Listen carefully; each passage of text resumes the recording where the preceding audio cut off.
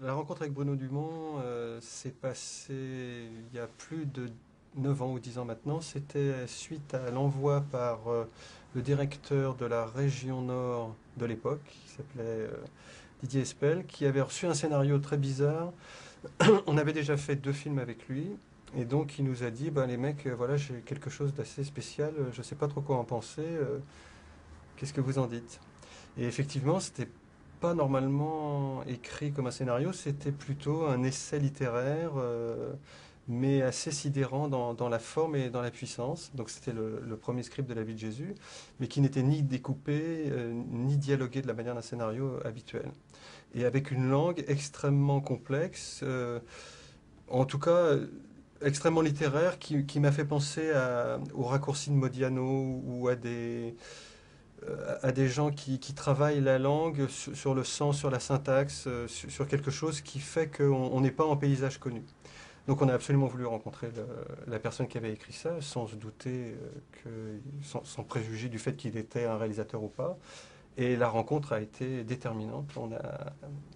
On a tout de suite flashé sur le personnage en se disant que la profondeur et la puissance qu'on avait sentie dans le scénario, en fin de compte, se retrouvaient dans la personne qu'on avait en face de nous et qu'on pouvait se lancer sur un long métrage, même s'il avait fait des choses assez lointaines par rapport au long métrage avant.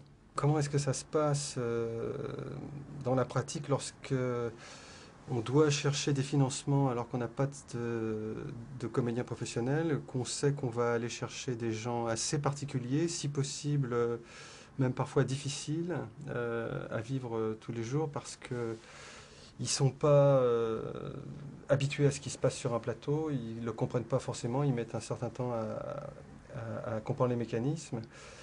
Bon, bah, c'est forcément très difficile à tous les niveaux, mais c'est la marque de fabrique de son cinéma et donc ce sont des risques qu'on doit prendre. Alors, en plus, c'est extrêmement riche d'un point de vue humain parce que c'est des centaines d'anecdotes, après coup plus drôles les unes que les autres. Une comme ça, je me souviens de David Douche, donc le garçon qui interprétait le rôle principal dans La vie de Jésus. À 3 heures du matin, les flics viennent nous réveiller. Alors donc c'était un garçon que Bruno avait casté comme ça et qui vivait chez Emmaüs, donc était vraiment dans une grande détresse, presque un SDF à la limite du SDF. Et donc tous les jours c'était très extrêmement compliqué de le retrouver, de savoir où il était, de le convaincre qu'on ne pouvait pas changer de comédien au bout de 3 semaines de tournage parce qu'il fallait qu'on retourne tout, parce qu'ils n'intègrent pas forcément toute la mécanique d'un tournage. Et donc, à 3 heures du mat, une fois, il y a les flics qui viennent nous réveiller en disant bah, écoutez, si vous voulez bien venir chercher votre comédien, parce qu'il est au poste, on l'a trouvé, il était étendu, les bras en croix au milieu de la nationale, tellement sous qu'il ne voyait plus ce qu'il faisait. Et heureusement qu'on est passé par là et qu'on roulait pas vite, parce que sinon, vous aviez plus de film le lendemain. Voilà, donc, alors sur le coup, c'est épouvantable, il faut y aller, enfin, c'est très compliqué. Puis après, ça fait beaucoup de choses à se raconter, beaucoup de souvenirs, tous plus drôles les uns que les autres, ou pas drôles, mais en tout cas intéressants. Est-ce qu'on suit Bruno Dumont en permanence? Oui, on le suit en permanence. En tout cas, on lui donne les conditions pour qu'il se sente bien et qu'il ait envie de rester avec nous, puisqu'il n'y a pas de contrat signé d'avance sur plusieurs films, parce que ce serait le meilleur moyen de perdre la personne avec qui vous voulez travailler. Donc effectivement, après la vie de Jésus, on s'est dit, lui, à notre point de vue, c'est quelqu'un de marquant dans le cinéma français actuel. Même s'il n'est pas reconnu tout de suite, même s'il n'aura pas de succès extraordinaire, de toute façon, je pense qu'il marquera l'histoire du cinéma français, plus que beaucoup d'autres qui ont peut-être du succès. Donc il faut le suivre absolument d'une manière ou d'une autre. Ne pas le bloquer avec des contrats qui le bloqueraient sur 5 films, ça nous a paru tout de suite évident. Laissons-lui le maximum de liberté, la possibilité d'aller voir d'autres producteurs, c'est le meilleur gage qui reste chez nous, en fin de compte. Et effectivement, on n'a pas du tout discuté sur son deuxième film. On a dit, amène ton scénario, on fait. Sur 29 Palms, il y avait un autre scénario qui devait se faire avant, mais qui était tellement cher, tellement compliqué, que celui-ci est venu s'intercaler et on était, nous, à la naissance de cette histoire, puisque c'est pendant le repérage pour un film plus gros dans le désert du Joshua Tree qu'est née son idée de faire 29 Palms et on faisait le repérage ensemble. Donc il y a quelque chose qui s'est passé là au démarrage, même s'il écrit tout seul son scénario et qu'il nous le soumet en fin de compte une fois qu'il est totalement terminé. Et sur le prochain qu'on va tourner là au mois de septembre qui s'appelle Flandre, c'est la même chose. C'est-à-dire que maintenant on sait ce qu'il va écrire, quel est le type d'histoire, mais on ne se pose pas la question de savoir si on va faire son film ou pas. On se pose simplement la question, une fois qu'on a le scénario, de dire bon, alors maintenant, avec le financement qu'on peut obtenir, peut-être qu'il faut changer ça, changer ça. Donc des discussions naturelles entre un producteur et son réalisateur, mais on ne se pose jamais la question de savoir si on fait son prochain film. Oui, tant qu'il fera des films et qu'il voudra les faire chez nous, on fera ses films. Bruno a une manière un peu particulière de travailler. Il est avant tout un écrivain. Je pense que c'est un peintre aussi, qui ne montre pas ses peintures, mais c'est un peintre, et un écrivain.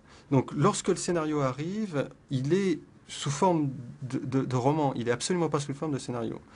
Donc on a premier travail à faire, c'est de le mettre sous forme de scénario pour pouvoir le présenter aux financiers.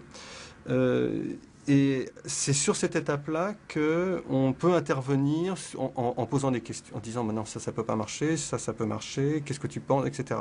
Donc c'est quelqu'un qui est ouvert, mais c'est quelqu'un qui a un univers tellement fort, il arrive avec quelque chose de construit déjà. Et jusqu'à présent, même sur son 4e scénario, on n'a pas réussi à trouver quelque chose à déconstruire.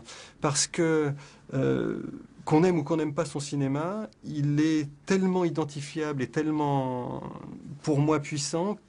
C'est très difficile, c'est pas comme une histoire qui serait structurée comme un thriller ou comme quelque chose sur lequel on dira bah non, là pourquoi ce personnage-là il fait ça alors qu'après voilà. Là on est ailleurs, on n'est pas dans cette problématique. Donc il arrive avec quelque chose de très fort. Donc sur le scénario, le travail est assez minime. Après, sur le tournage, ça change parce que même s'il sait parfaitement tout ce qu'il doit faire, il n'y a jamais une hésitation sur la place de la caméra, ni sur la taille de l'objectif, ni sur la distance de la caméra par rapport aux acteurs, ni sur rien. C'est vraiment tout est voilà une vraie mécanique intérieure pour lui. Il a absolument besoin d'avoir le producteur à côté de lui, qui parfois s'ennuie beaucoup parce que sur un plateau, quand on ne fait pas grand-chose, c'est fatigant, mais uniquement parce que sur un plateau se posent toujours des questions artistiques qui se traduisent immédiatement par des problèmes financiers, sur le fait qu'on voulait tourner là, mais on ne peut pas, donc en fin de compte, il faut ramener tel instrument, telle chose, on devait éclairer comme ça, mais ça ne marche pas. Bon. À chaque fois, il y a des incidences financières au désir artistique, et donc il a absolument besoin d'avoir, moi, à chaque fois, pour pouvoir avoir le répondant immédiat et que la décision soit prise, et qu'il n'y ait pas d'intermédiaire. Voilà, donc sa demande, en gros, sur le plateau, c'est que je sois à côté.